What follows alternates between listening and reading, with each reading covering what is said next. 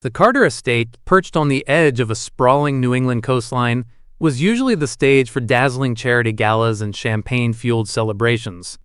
But on this gray morning, its chandeliers glowed coldly, and the air was heavy with tension. Margaret Carter sat rigidly on the velvet sofa, pearls clutched at her throat as though they might strangle her. Her carefully applied lipstick trembled on her lips. "So it's true," she whispered, her voice cracking despite the elegance she always forced into it. "Michael is gone." Richard Carter, her husband, towered at the mantelpiece, a glass of bourbon in hand, though it was barely noon. His granite expression gave nothing away, but the tightness in his jaw betrayed satisfaction more than sorrow. "Our disgrace of a son is finally laid to rest," he muttered. "He chose his path, let's not romanticize it."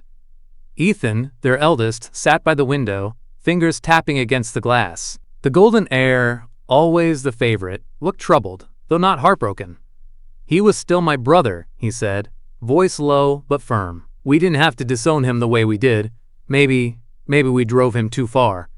Claire, the youngest and the family's quiet observer, lifted her eyes sharply. "Don't you dare," she said. Her voice, soft as silk, carried an edge that cut. "Michael was reckless, impulsive, and selfish. He hurt us all. If he's dead, it's because of his own choices." A silence fell over the room, thick and suffocating. Outside, waves crashed against the cliffs, echoing the turmoil inside. Then the butler, an elderly man who had served the Carters for decades, entered with a solemn expression. In his hand he carried a small wooden box. He placed it on the marble coffee table with almost ceremonial care. "This arrived with Mr. Michael's personal effects," he said, his voice quivering. "It's addressed to the family." The Carters froze. Margaret gasped, her hands flying to her mouth. Richard's brows furrowed as he set down his glass with a sharp clink. "A letter?" The butler nodded and withdrew silently, leaving the family staring at the box as though it were a live grenade.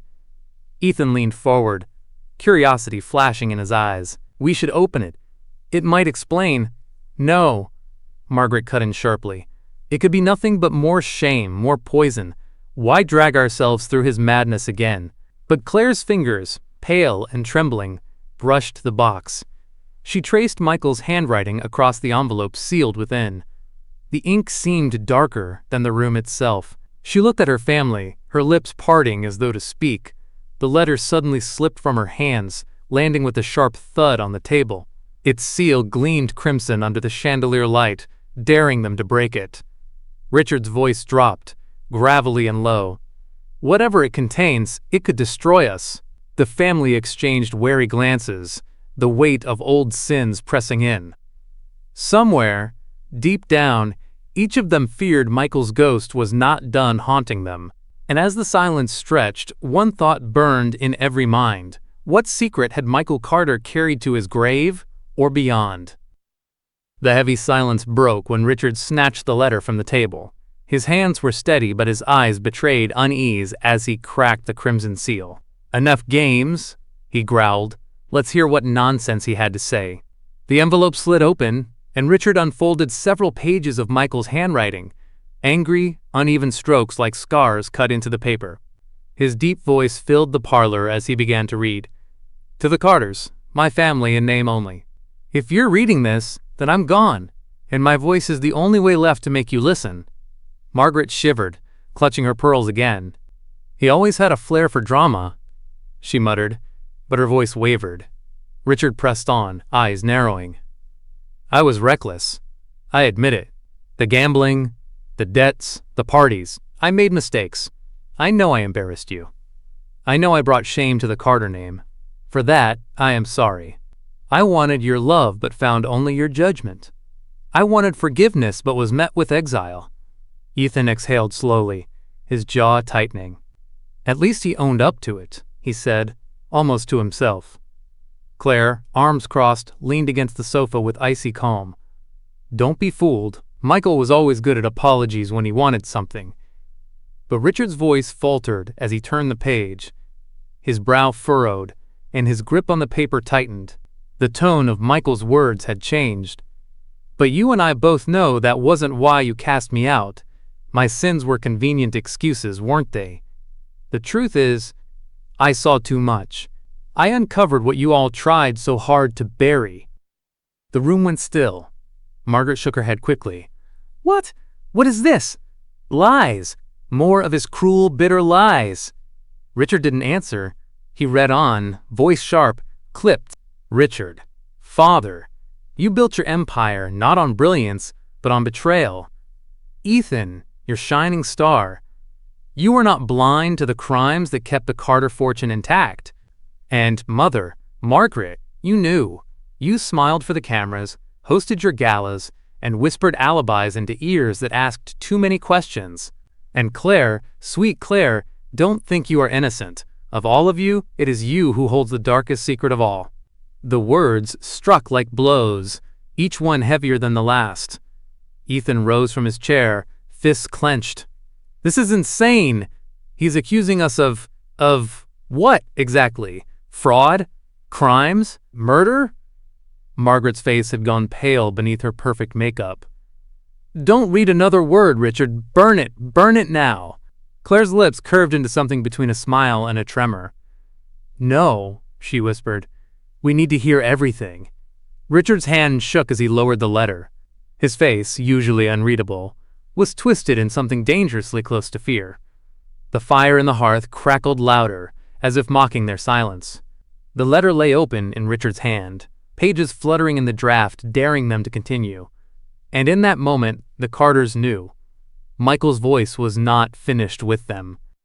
Richard's voice grew heavier as he forced himself to read further. The paper in his hands rattled, not from the draft, but from his tightening grip. "You wanted me gone because I unearthed the truth. I saw the rot behind the empire. Father, you didn't build Carter Industries through brilliance or hard work. You stole, cheated, and left broken men in your wake. The lives you ruined funded your throne." Margaret let out a strangled gasp. "That's enough. Don't read another word." But Ethan's sharp voice cut across hers. "No, Mother, we need to know." He took a step forward, eyes blazing. "If there's even a grain of truth in this, it could destroy us, and I need to know what I'm defending." Richard glared at him. "You think this is true? He was a drunk and a gambler. His word means nothing." Claire's gaze flicked from her father to her brother, cold and calculating.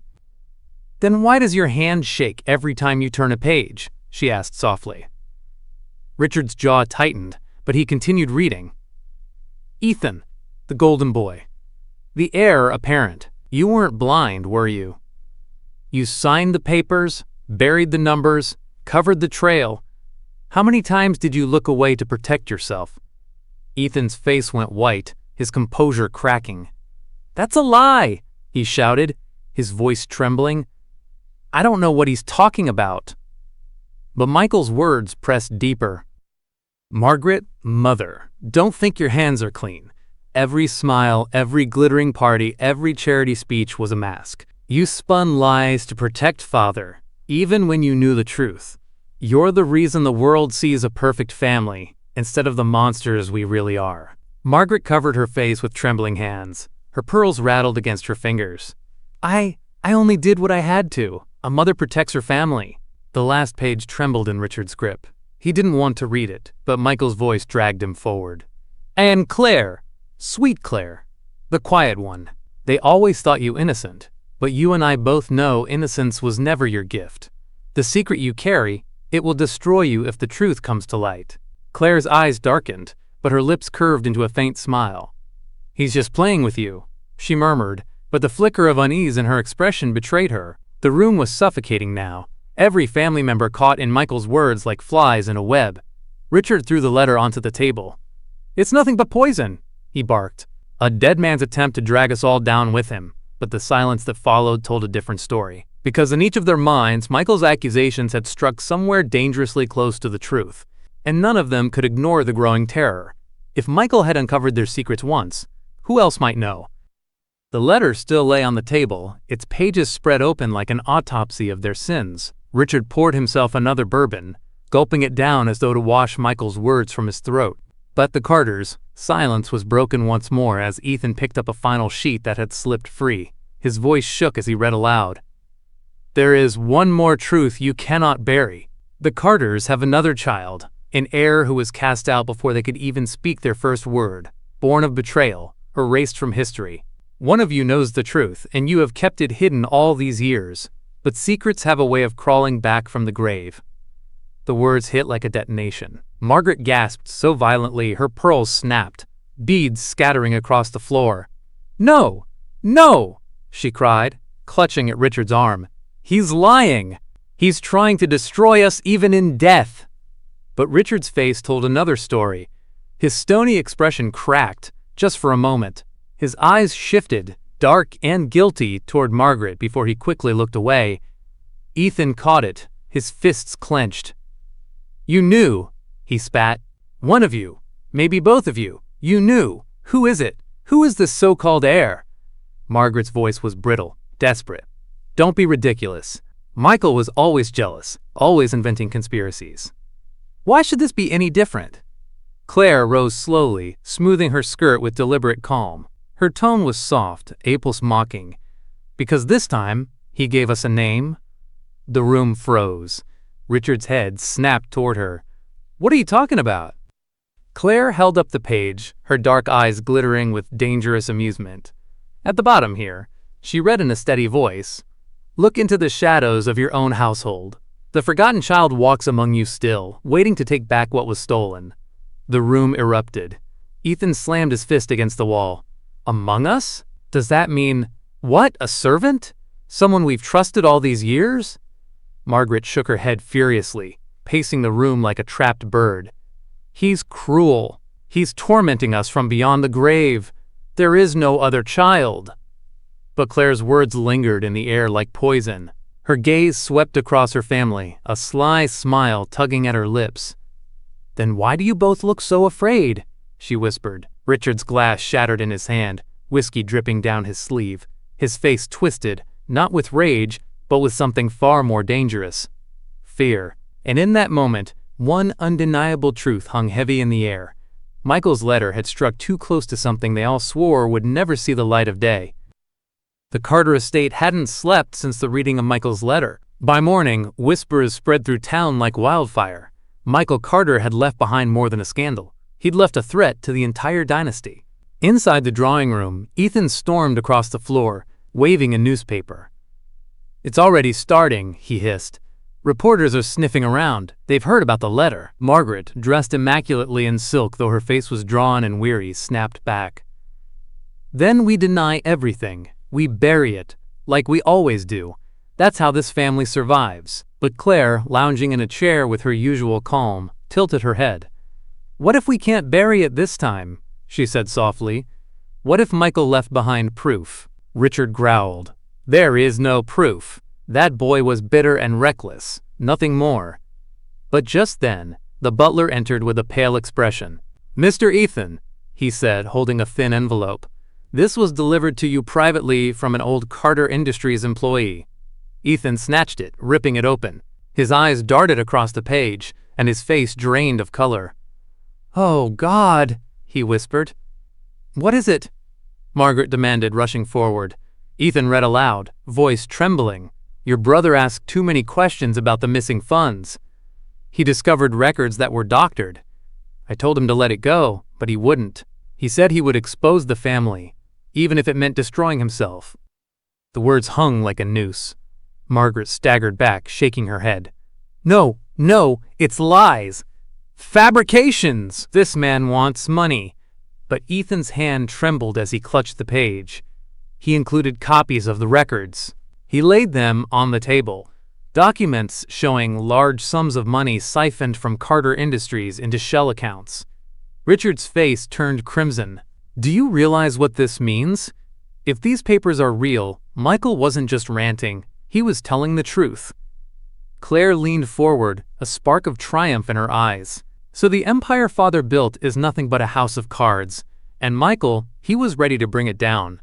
The room exploded into chaos. Margaret crying out that it couldn't be real, Ethan pacing like a caged animal, Richard swearing under his breath. But Claire remained still, her gaze locked on the records like they were the final piece of a puzzle she had always suspected existed. The butler cleared his throat hesitantly. "Forgive me, sir, but the man who sent these papers, he insisted on one condition. He wants a meeting." Richard's head snapped up. "A meeting?" "Yes," the butler said. "He claims he has more to reveal, things even Michael never uncovered." The family froze. The golden Carter image was cracking, and the sound of it was deafening. And with one whispered promise from a stranger, the empire teetered on the edge of collapse. The Carter estate felt smaller somehow, as if the walls themselves had turned against them. Every room seemed to echo Michael's accusations, and each family member carried a shadow of doubt. Ethan paced the library, his hands tangled in his hair. "Claire, what aren't you telling us?" he demanded, voice rising. "You've always been quiet, but you act like you know more than anyone. Did you do something to him?" Claire, lounging on the leather armchair with her usual icy composure, tilted her head and smirked. "Do something to him?" she repeated softly, almost mocking. "Ethan, you really believe I'd stoop to that?"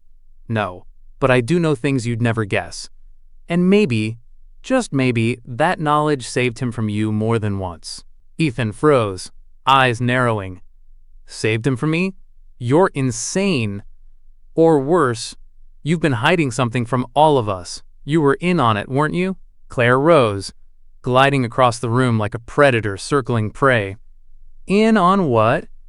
"Oh, Ethan, you always were so sure of your own innocence. I'd worry about it if I were you." Her smile was dangerous, almost cruel, as she leaned in close.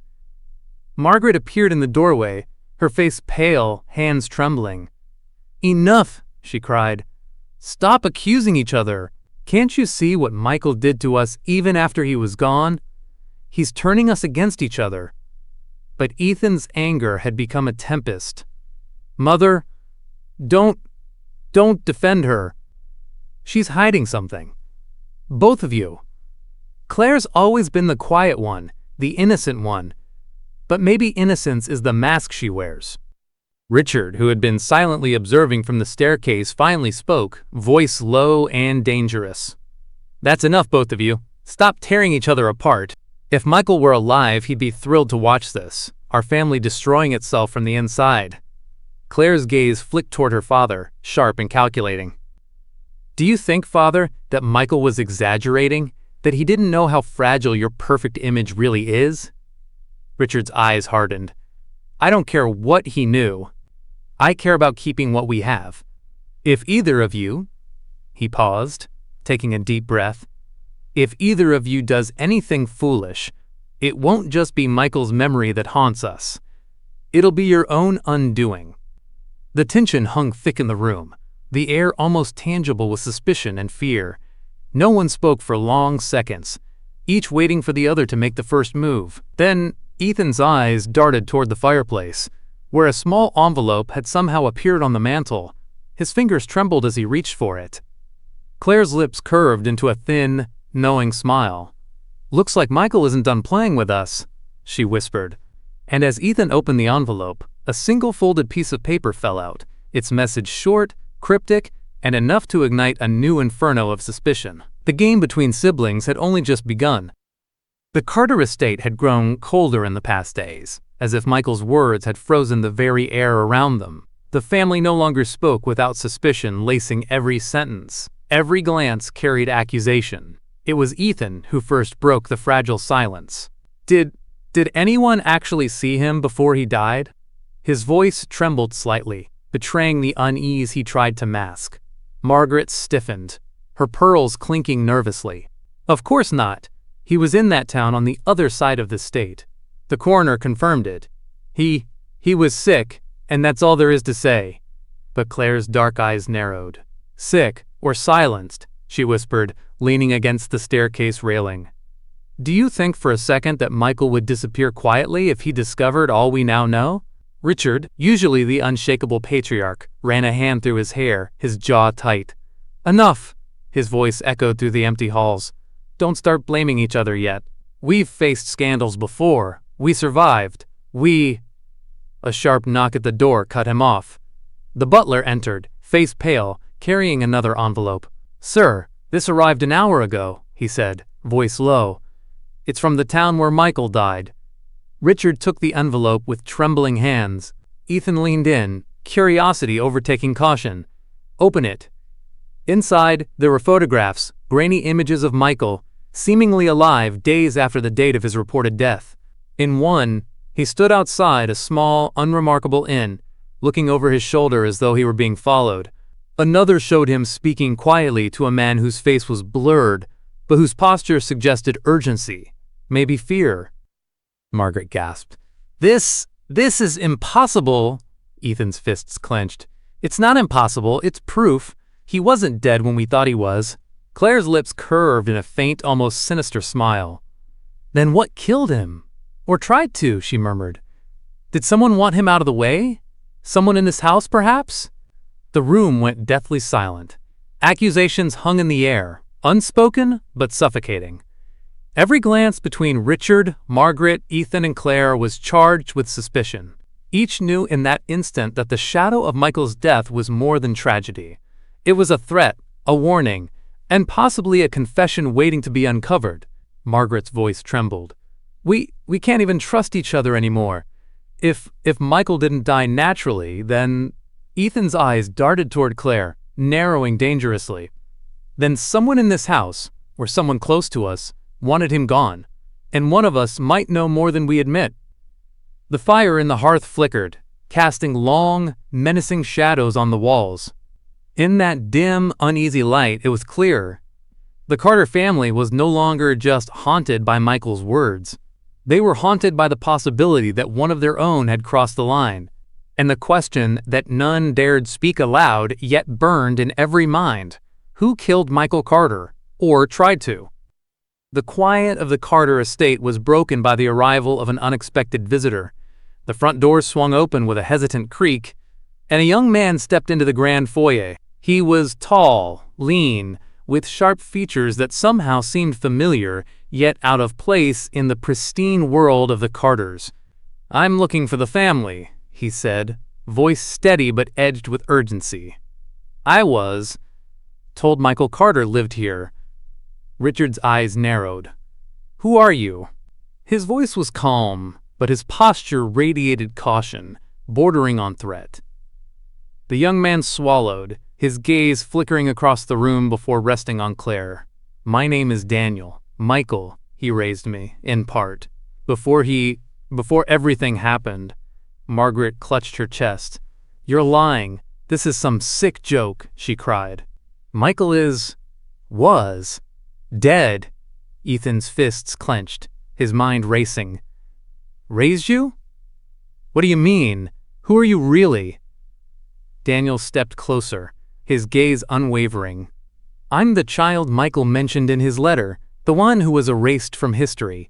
He never wanted you to find me, but now it seems you will.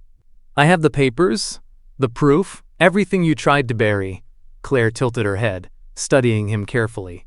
"So the prodigal son had a secret, and now his secret walks into our house. Do you expect us to believe this?" Daniel's lips tightened.